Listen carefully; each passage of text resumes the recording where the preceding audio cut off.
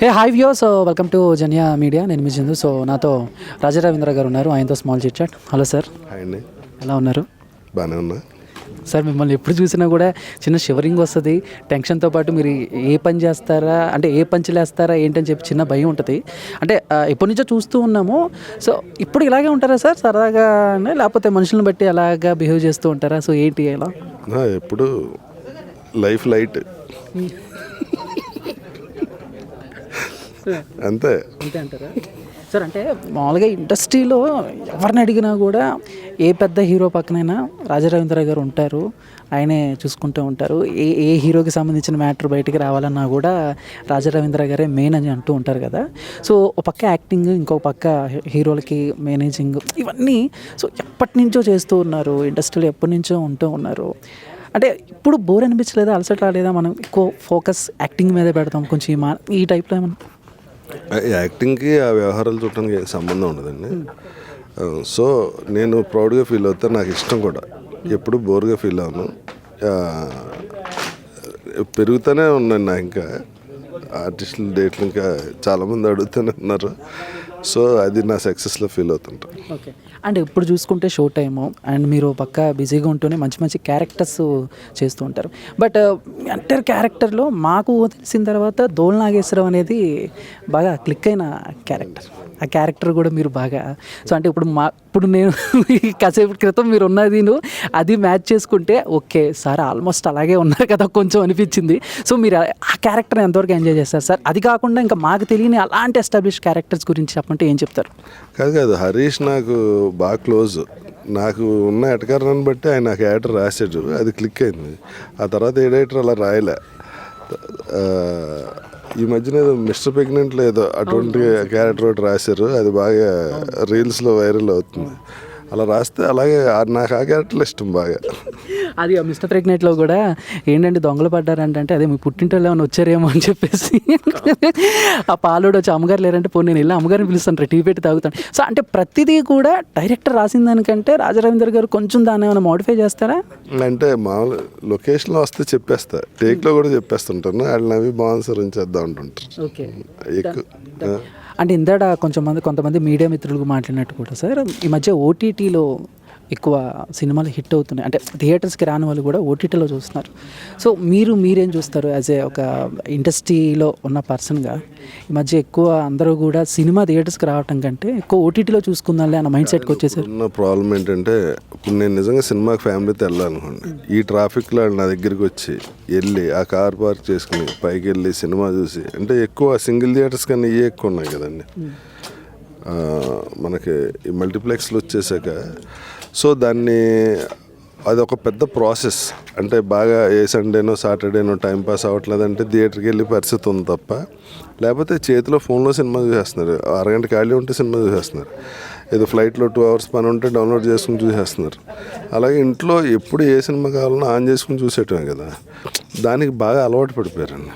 ఒక పని కట్టుకుని మళ్ళీ నీట్గా ఒక కారు తీసుకుని పిల్లల్ని తీసుకుని అందరిని తీసుకుని బయటికి వెళ్ళి ఈ ట్రాఫిక్లో, ప్లస్ వెరీ ఎక్స్పెన్సివ్ ఈ థియేటర్స్ అయిపోయినాయి. మల్టీప్లెక్స్లో మీకు పాప్కార్న్ కొంటే 300, కూల్ డ్రింక్ కొంటే 500 అంటున్నారు. అసలు అది నాకే అర్థం కావట్లేదు, ఏంటి ఇంత రేట్లు పెట్టి ఇంతకే ఇంత పెడుతున్నారు. గవర్నమెంట్ ఏం చెప్పినా తగ్గించుకున్నా అని. ఈ ప్రాసెస్ అంతా ఉందండి. ఒక ఫ్యామిలీతో మిడిల్ క్లాస్ వాడు మల్టీప్లెక్స్కి వెళ్తే మినిమం 2-3 వేలు అయిపోద్ది.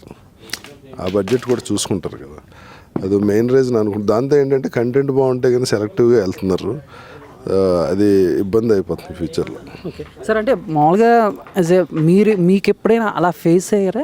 అంటే సినిమాకి వెళ్దాం కొంచెం ఫ్యామిలీతో వెళ్తాం, అక్కడికి వెళ్ళిన తర్వాత ఆ రేట్లు చూసి కొంచెం షాక్ అవ్వటం, ఎందుకు ఇంత మీకు ఎప్పుడైనా అనిపించిందా ఓటీటీలో చూసుకుందాంలే ఎందుకు అని? అలాగా వెళ్ళినప్పుడల్లా అనిపిస్తుంది. వెళ్ళినప్పుడు అలా అనిపిస్తుందా సార్? సింగిల్గానా మొత్తం ఫ్యామిలీతో వెళ్ళినప్పుడే. మాది 2 ఆడపిల్లలు, 4 మనవాళ్ళు, మావిడి, నేను, మొత్తం అల్లుడు అందరూ వెళ్తే అప్పుడప్పుడు తప్పదు కదా. 10-15 మంది వెళ్తాం. వాళ్ళు ఏది అడిగినా మినిమం 1000-2000 అయిపోద్ది. సార్ అంటే మామూలుగా ఇటు తెలంగాణలో చూసుకుంటే లాస్ట్ ఒక 10 years నుంచి ఇవ్వని అవార్డ్స్ ఏమైతే ఉన్నాయో గదర్ అవార్డ్స్ ఆల్రెడీ అయిపోయినాయి. అంటే ఇటు ఆంధ్రప్రదేశ్లో కూడా చూసుకుంటే ఇదివరకు నంది అవార్డ్స్ ఇచ్చేవాళ్ళు. సో ఇప్పుడు దాని మీద కూడా ఏమన్నా అటు పవన్ కళ్యాణ్ గారిని కలవటం ఈ అవార్డుల విషయంలో కొంచెం ఇలాంటివి ఏమన్నా జరుగుతున్నాయి సార్ చర్చలు? ఇప్పుడు ఇది 2 స్టేట్లు 2 అవార్డులు ఇవ్వటం నాకు కరెక్ట్ అనిపించట్లా. అది ఒకటే అవార్డు చేసి ఒక సంవత్సరంలో ఒక సంవత్సరం వాళ్ళు ఇవ్వటం, లేకపోతే 2 గవర్నమెంట్స్ కలిపి ఫంక్షన్ చేస్తే, అంటే అలా విడిపోయి లేం కదా మనం. ఇప్పుడు సినిమా వరకు నైజాము, సీడెడ్, ఆంధ్రానే అమ్ముతారు సినిమాని. అంతే, తెలంగాణ ఆంధ్ర అని ఉండదు. సినిమా మాత్రం 2 స్టేట్లు కలిపే ఉంది. ఈ ఫంక్షన్ కూడా 2 స్టేట్లు కలిపి ఇద్దరు సీఎంలు వచ్చి చేస్తే ఇంకా బాగుంటుందని నా ఉద్దేశం. సార్ అంటే మీరు కెరీర్ స్టార్ట్ అయినప్పుడు హీరోలు బ్యాక్ టు బ్యాక్ ఇయర్కి 4-5 సినిమాలు చేసేవాళ్ళు. బట్ ఇప్పుడు చూసుకుంటే ఆ 4-5 yearsకి స్టార్ హీరోలు ఒక సినిమానే చేస్తున్నారు. దీనివల్ల సింగిల్ థియేటర్స్ కూడా మూతపడే ఛాన్సులు ఉన్నాయని చెప్పేసి కొంతమంది అని అంటున్నారు కదా, దీనికి మీరు ఎలా రియాక్ట్ అవుతారు? మెయిన్ అదే సార్, కంటెంట్ దొరకట్లా. ప్లస్ ఇప్పుడు సినిమా రేంజ్ బాగా పెరిగిపోయిందండి, 100 కోట్లకి వెళ్ళిపోయింది. కాబట్టి సంవత్సరం 2-3 సినిమాలు చేసేస్తే అది ఇబ్బంది అయిపోద్ది, చేయలేరు కూడా. కానీ ఎప్పుడైతే బడ్జెట్ పెరిగి రేట్లు పెరిగి మొత్తం ఇమేజ్ పెరిగిపోయిందో, ఈ సినిమాని ఒక 400-500 కోట్లు పెట్టి సినిమా చేయాల్సిన పరిస్థితి వస్తుంది. 400-500 కోట్ల సినిమా 1 yearలో చేయలేరు. దానికి చాలా, అంటే మళ్ళీ అంత కలెక్ట్ చేయాలంటే every scene, every actor, every location బాగా చాలా కేర్ తీసుకుని చేయాల్సి వస్తుంది. సో ఆటోమేటిక్గా లేట్ అవుతుంది. సార్ ఒక సోషల్ మీడియాలో జరుగుతున్న, అంటే మార్నింగ్ నుంచి జరుగుతున్న క్వశ్చన్, అంటే చిరంజీవి గారు వాళ్ళ మదర్కి ఏదో కొంచెం బాగాలేదని, కొంతమంది లేదు ఫేక్ అంటున్నారు, కొంతమంది అవును కొంచెం వాడికి ఏదో హెల్త్ బాగాలేదు ఇప్పుడు ఓకే అంటున్నారు. అయితే మీరు చిరంజీవి గారికి దగ్గరుండి చూసిన మనిషిగా మీరు దీని మీద ఎలా రియాక్ట్ అవుతారు? ఎంతవరకు నిజం ఉంది, ఎంతవరకు అబద్ధం ఉంది, మీరేం చెప్తారు సార్? అదే సోషల్ మీడియా అంటే ఎలా ఉంటుందో ఇది ఒక ఉదాహరణ. అంటే అది చాలా దారుణమైన న్యూస్. అసలు 1% కూడా కరెక్ట్ కాదు. కానీ ఇది ఎందుకు స్ప్రెడ్ చేస్తున్నారు, దేనివల్ల అంత వైరల్ అయిపోతుంది? ఎవడో ఒకటి సరదాగా అన్నాడు అనుకోండి, అదే నిజం అనుకుని అలా ఫోన్లు చేసుకుని దాన్ని అసలు ఒక ఐస్ బాల్ చూసారా, ఇలా ముద్ద చేసి ఇలా వదిలితే కిందకి వెళ్ళాడుకో కొండంత అవుద్ది. అలా అయిపోతుంది. ఏం లేని చోటనే దాన్ని ఒక న్యూస్ని చేసేస్తున్నారు. ఎంతలా అంటే సార్, క్యాబినెట్ నుంచి కూడా పవన్ కళ్యాణ్ గారు వదిలేసి వెళ్ళిపోయారు అని ఎంతలా న్యూస్ స్ప్రెడ్ చేశారు. 200% తప్పది. అంటే కంటెంట్ ఏం లేకపోతే ఏదో కంటెంట్ క్రియేట్ చేయటం. నిన్నటిదాకా అన్నయ్య గుంట్లో బాధ అన్నారు, ఇప్పుడు ఏమో వాళ్ళ మదర్ గుంట్లో, ఏదో ఒకటి కావాలని చేసి తప్ప. అందుకే అంటున్నా, మంచి విషయాలకు వాడితే బెటర్గా ఉంటుంది సోషల్ మీడియా. ఇది బోల్డ్ పాజిటివ్ థింగ్స్ ఉన్నాయండి సోషల్ మీడియా. అంటే వాళ్ళు నేను ట్విట్టర్లో ఒకటి పెడితే న్యూస్ అందరికీ వెళ్ళిపోతుంది, లేదా ఇదివరకు ప్రెస్ మీట్ పెట్టి ఇంకోటి పెట్టి చేయాల్సి. దాన్ని పర్ఫెక్ట్గా వాడితే బెటర్ కదా. థ్యాంక్ యూ సార్ రవీంద్ర గారు, thank you so much. Thank you చెప్పకుండా ఫుల్ ఇంటర్వ్యూ తీసుకున్నందుకు థ్యాంక్ యూ సార్.